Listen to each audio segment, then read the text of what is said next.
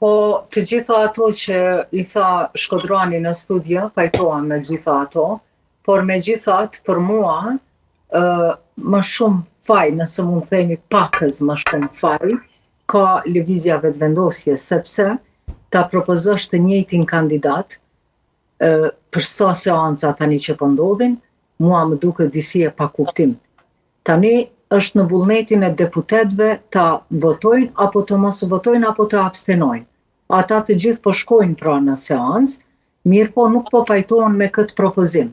Dhe mos të harrojnë, pozita e kryetarit të parlamentit duhet të jetë një pozitë unifikuese pra, i përfaqëson të gjithë deputetët.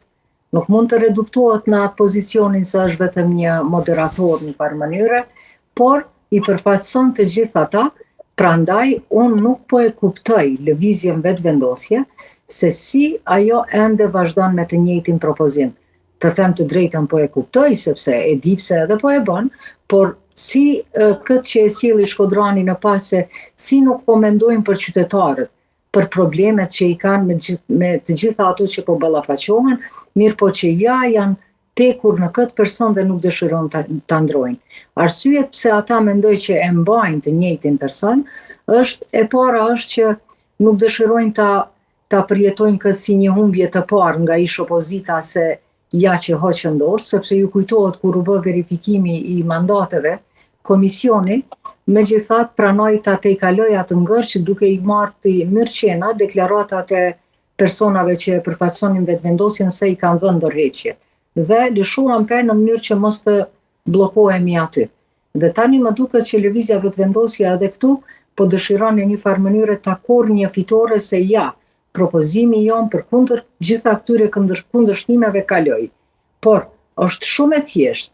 Ti mund ta propozosh dikë, por nëse nuk ta votojnë deputetët, cila është poenta jote ti mbash qytetarët peng të këtij propozimi. Pra unë mendoj që përgjegjësia më e madhe i shkon lëvizjes vetëvendosje, më saktësisht Albin Kurtit. Madje më duket disi është edhe shumë ofenduese edhe për 47 deputetët të tjerë që janë në grupin e lëvizjes vetëvendosje. A thua është e mundur që nuk e kanë as edhe një person të vetëm, të cilën do të mund ta propozonin, nuk kanë besim, nuk është i denj askush tjetër përveç Albulena Agjiut? Kjo është pra për tu diskutuar. Megjithatë, unë një gjë e kam cekur në disa prononcime të mia, që më befason heshtja e qytetarëve përkundër kësaj pra situate. Pse qytetarët pra të mos mlidhen dhe të protestojnë në mënyrë paqësore para